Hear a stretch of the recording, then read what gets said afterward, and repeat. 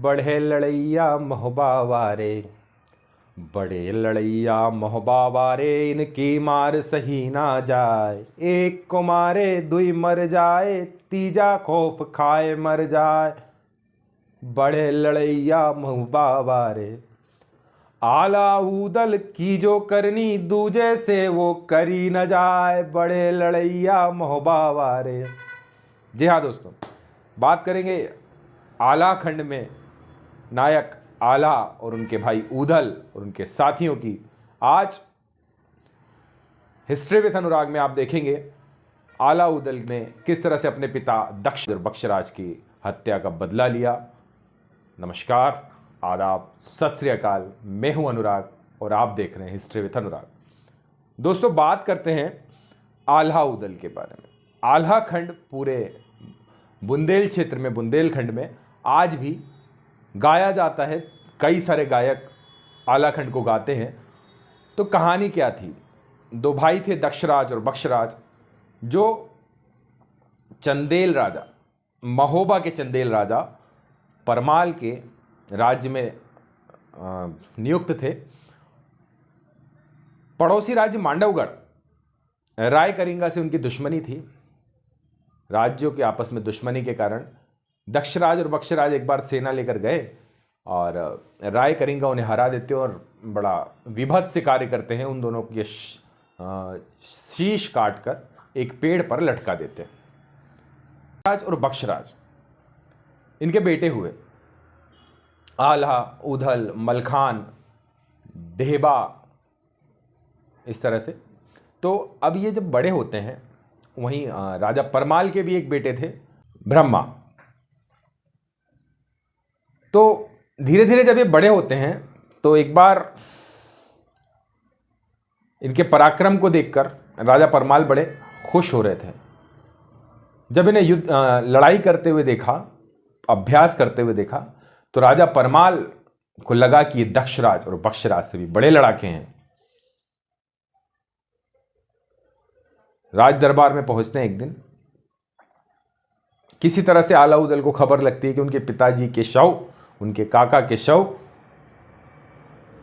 मांडवगढ़ में एक पेड़ पर लटके हुए हैं। राजा से सवाल करते हैं कि हम इतने अभागे क्यों हैं कि हम लड़ाई जानते हुए भी अपने पिता के शवों का बदला उनसे नहीं ले सकते, पिता की हत्या का बदला उनसे नहीं ले सकते।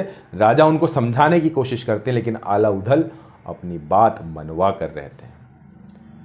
आला उदल उनसे कहते हैं, हम लड़ना जाना चाहते हैं, आप हमें सेना दीजिए, हम वहां जाके कूच करेंगे, वहां पर हमला करेंगे और हमारे पिता और काका की मृत्यु का बदला लेंगे। तब राजा परमाल उनसे कहते हैं कि अपनी मां से जाके आज्ञा लो। वो मां के पास पहुंचते हैं। मां उन्हें समझाने की कोशिश करती है। तब आला उदल कहते हैं कि बाप कबेरी जो ना मारे, तो कर मांस गीध ना खाए। बड़े लड़ैया मोहबा वारे।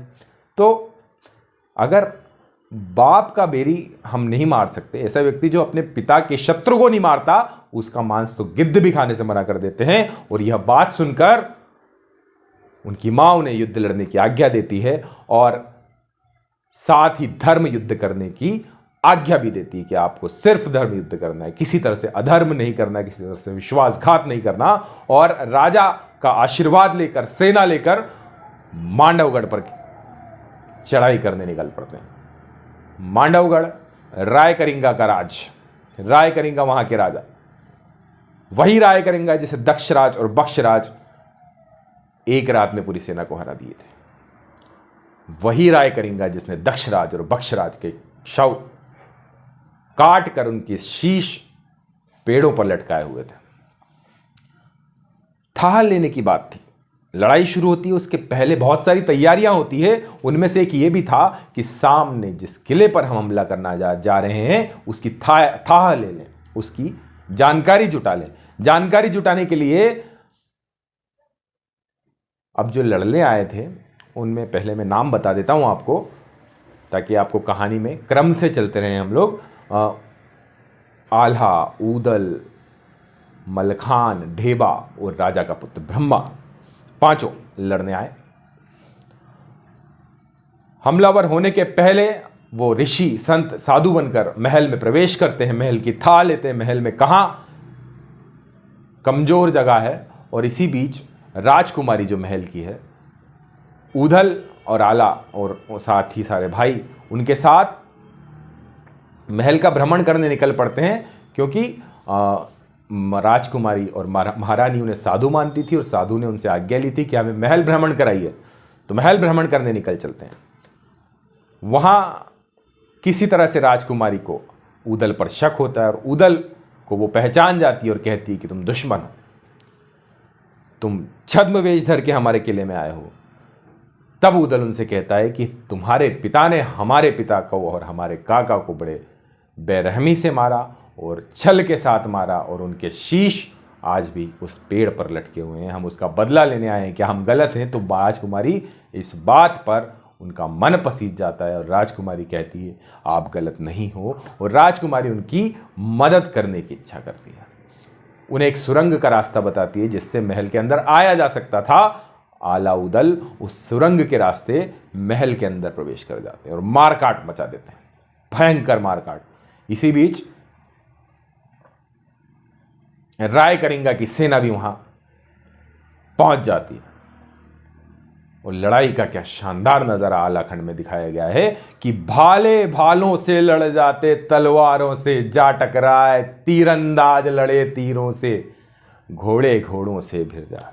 अरे मरे के भाले भालों से लड़ जाते, तलवारें भाई जा टकराए, तीरंदाज लड़े तीरों से, घोड़े घोड़ों से भिड़ जाए, मरे के पीछे जिंदा लुक गओ। लड़ाई कैसी होती है देखिए, मरे के पीछे जिंदा लुक गओ, ऊपर लूथ लई लटकाए, बड़े लड़ैया मोहबा वारे, बड़े लड़ैया मोहबा वारे, इनकी मार सही ना जाए। तो इस तरह का नजारा युद्ध में देखने को मिलता है। अश्वदल अश्वदलों से भिड़ पड़ते हैं, पैदल सैनिकों से भिड़ पड़ते हैं, भाले भालों से जा टकराते हैं, तीरंदाज जो तीर चलाने वाले हैं वो तीर चलाते हैं एक दूसरे के ऊपर। इस तरह से लड़ाई बड़ी विभत्स चलती है, और आला उदल इतना पराक्रम दिखाते हैं, इस शौर्य के साथ लड़ते हैं कि राय करिंगा की सेना में भगदड़ मच जाती है। वो हार जाते हैं, घबरा जाते हैं, और मरे के पीछे जिंदा लुक गओ, मरी हुई लाशों के पीछे छुपने लगते हैं, और छुपने के अलावा ऊपर लाशें बिछा लेते हैं, और ताकि वो बच पाए, जिंदा उस प्रकोप से बच पाए।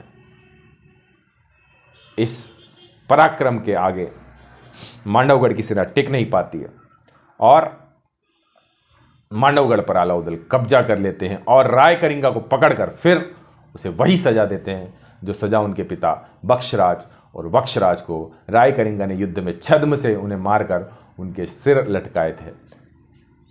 उनके सिर काटकर वो महाराज परमाल, चंदेल महाराज परमाल के पास भिजवाते हैं और अपना बदला पूरा करते हैं। इस तरह की और अच्छी से अच्छी कहानियाँ सुनने के लिए आप लगातार मेरे चैनल पर बने रहिए। अगर आपको ये कहानी पसंद आई है तो लाइक करें, शेयर करें और सब्सक्राइब करें। नमस्कार, आदाब, सत श्री अकाल।